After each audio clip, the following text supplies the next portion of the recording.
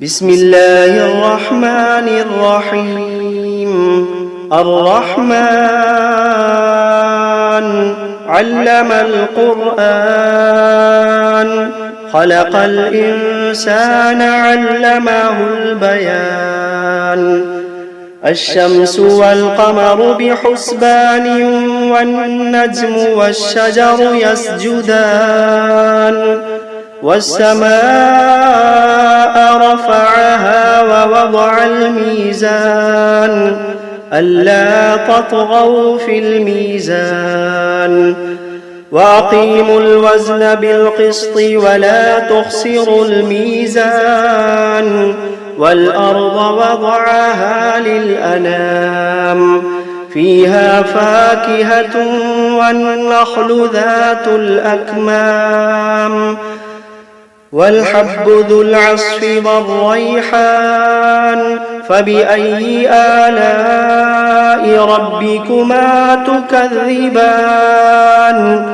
خلق الإنسان من صلصال كالفخار، وخلق الجان من مارج من نار. فبأي آلاء ربكما تكذبان. رب المشرقين ورب المغربين، فبأي آلاء ربكما تكذبان. مرج البحرين يلتقيان، بينهما برزخ لا يبغيان. فبأي آلاء ربكما تكذبان. يخرج منهما اللؤلؤ والمرجان، فبأي آلاء ربكما تكذبان. وله الجوار المنشآت في البحر كالأعلام، فبأي آلاء ربكما تكذبان. كل من عليها فان، ويبقى وجه ربك ذو الجلال والإكرام. فبأي آلاء ربكما تكذبان. يسأله من في السماوات والأرض كل يوم هو في شأن. فبأي آلاء ربكما تكذبان. سنفرغ لكم أيها الثقلان، فبأي آلاء ربكما تكذبان. يا معشر الجن والإنس إن استطعتم أن تنفذوا من أقطار السماوات والأرض فانفذوا، لا تنفذون إلا بسلطان.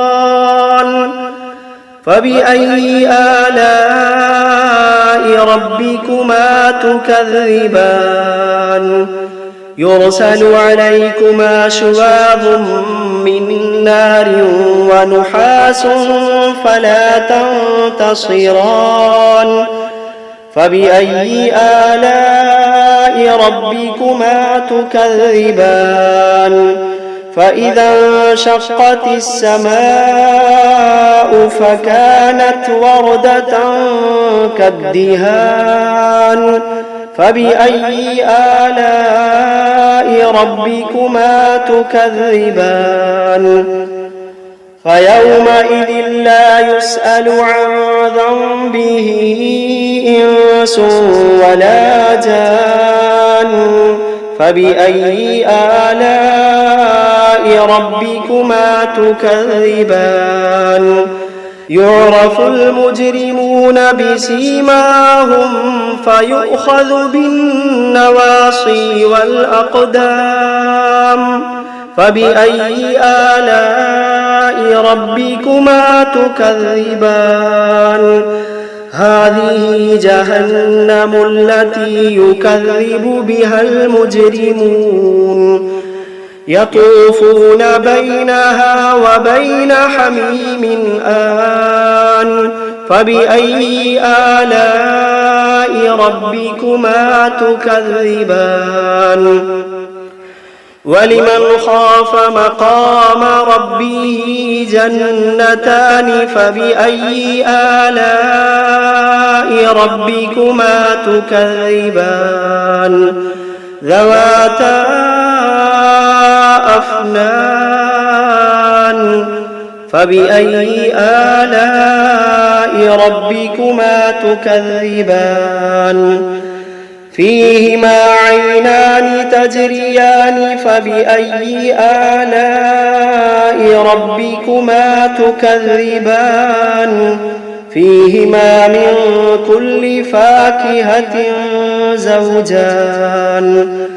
فبأي آلاء ربكما تكذبان متكئين على فرش بطائنها من استبرق وجنى الجنتين دان فبأي آلاء ربكما تكذبان فيهن قاصرات الطرف لم يطمثهن إنس قبلهم ولا جان فبأي آلاء ربكما تكذبان كأنهن الياقوت والمرجان فبأي آلاء ربكما تكذبان هل جزاء الإحسان إلا الإحسان فبأي آلاء ربكما تكذبان ومن دونهما جنتان فبأي آلاء ربكما تكذبان مدهامتان فبأي آلاء ربكما تكذبان فيهما عينان نضاختان فبأي آلاء ربكما تكذبان فيهما فاكهة ونخل ورمان فبأي آلاء ربكما تكذبان فيهن خيرات حسان فبأي آلاء ربكما تكذبان حور مقصورات في الخيام فبأي آلاء ربكما تكذبان لم يطمثهن إنس قبلهم ولا جان فبأي آلاء ربكما تكذبان متكئين على رفرف خضر وعبقري حسان فبأي آلاء ربكما تكذبان تبارك اسم ربك ذي الجلال والإكرام بسم الله الرحمن الرحيم تبارك الذي بيده الملك وهو على كل شيء قدير الذي خلق الموت والحياة ليبلوكم أيكم أحسن عملا وهو العزيز الغفور الذي خلق 7 سماوات طباقا ما ترى في خلق الرحمن من تفاوت فارجع البصر هل ترى من فطور ثم ارجع البصر كرتين ينقلب إليك البصر خاسئا وهو حسير ولقد زينا السماء الدنيا بمصابيح وجعلناها رجوما للشياطين وأعتدنا لهم عذاب السعير وللذين كفروا بربهم عذاب جهنم وبئس المصير إذا ألقوا فيها سمعوا لها شهيقا وهي تفور تكاد تميز من الغيظ كلما ألقي فيها فوج سألهم خزنتها ألم يأتكم نذير قالوا بلى قد جاءنا نذير فكذبنا وقلنا ما نزل الله من شيء إن أنتم إلا في ضلال كبير وقالوا لو كنا نسمع أو نعقل ما كنا في أصحاب السعير فاعترفوا بذنبهم فسحقا لأصحاب السعير إن الذين يخشون ربهم بالغيب لهم مغفرة وأجر كبير وأسروا قولكم أو اجهروا به إنه عليم بذات الصدور ألا يعلم من خلق وهو اللطيف الخبير ألا يعلم من خلق وهو اللطيف الخبير هو الذي جعل لكم الأرض ذلولا فامشوا في مناكبها وكلوا من رزقه وإليه النشور أأمنتم من في السماء أن يخسف بكم الأرض فإذا هي تمور أم أمنتم من في السماء أن يرسل عليكم حاصبا فستعلمون كيف نذير ولقد كذب الذين من قبلهم فكيف كان نكير أولم يروا إلى الطير فوقهم صافات ويقبضن ما يمسكوهن إلا الرحمن إنه بكل شيء بصير أمن هذا الذي هو جند لكم ينصركم من دون الرحمن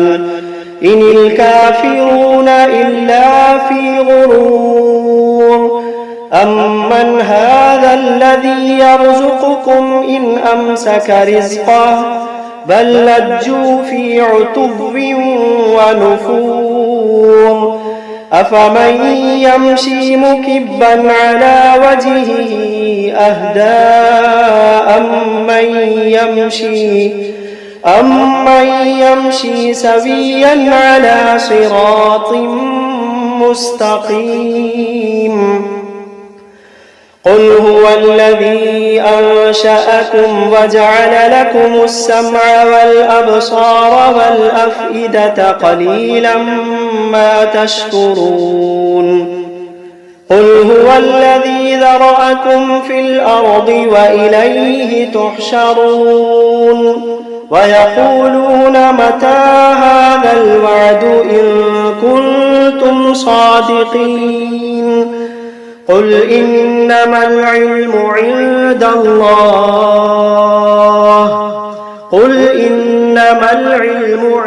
الله وإنما أنا نذير مبين فلما رأوه زلفة سيئت وجوه الذين كفروا وقيل هذا الذي كنتم به تدعون قل أرأيتم إن أهلكني الله ومن معي أو رحمنا فمن يجير الكافرين من عذاب أليم قل هو الرحمن آمنا به وعليه توكلنا فستعلمون من هو في ضلال مبين قل أرأيتم إن أصبح ماؤكم غورا فمن يأتيكم بماء معين بسم الله الرحمن الرحيم قل أوحي إلي أنه استمع نفر من الجن فقالوا إنا سمعنا قرآنا عجبا يهدي إلى الرشد فآمنا به ولن نشرك بربنا أحدا وأنه تعالى جد ربنا ما اتخذ صاحبة ولا ولدا وأنه كان يقول سفيهنا على الله شططا وأنا ظننا أن لن تقول الإنس والجن على الله كذبا وأنه كان رجال من الإنس يعوذون برجال من الجن فزادوهم رهقا وأنهم ظنوا كما ظننتم أن لن يبعث الله أحدا وأنا لمسنا السماء فوجدناها ملئت حرسا شديدا وشهبا وأنا كنا نقعد منها مقاعد للسمع فمن يستمع الآن يجد له شهابا رصدا وأنا لا ندري أشر أريد بمن في الأرض أم أراد بهم ربهم رشدا وأنا منا الصالحون ومنا دون ذلك كنا طرائق قددا وأنا ظننا أن لن نعجز الله في الأرض ولن نعجزه هربا وأنا لما سمعنا الهدى آمنا به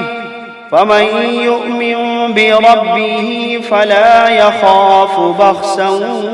ولا رهقا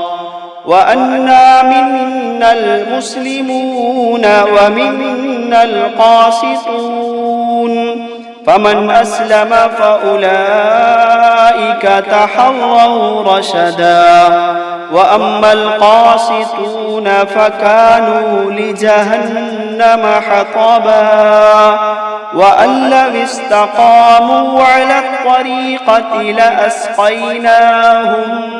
ماء غدقا لنفتنهم فيه ومن يعرض عن ذكر ربه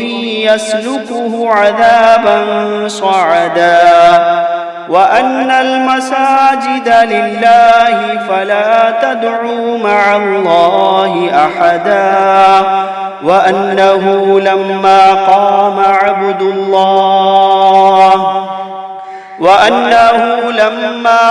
عبد الله يدعوه كادوا يكونون عليه لبدا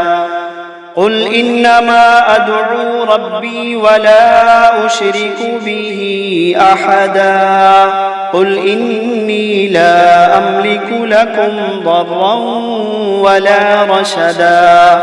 قل إني لا أملك لكم ضرا ولا رشدا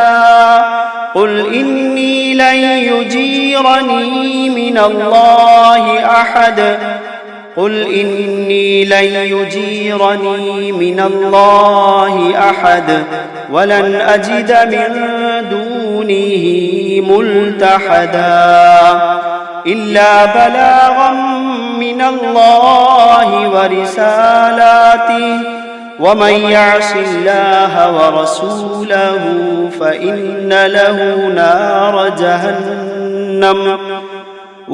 يعص الله ورسوله فإن له نار جهنم خالدين فيها أبدا حتى إذا رأوا ما يوعدون فسيعلمون من أضعف ناصرا وأقل عددا قل إن أدري أقريب ما توعدون أم يجعل له ربي أمدا عالم الغيب فلا يظهر على غيبه أحدا إلا من ارتضى من رسول فإنه يسلك من بين يديه ومن خلفه رصدا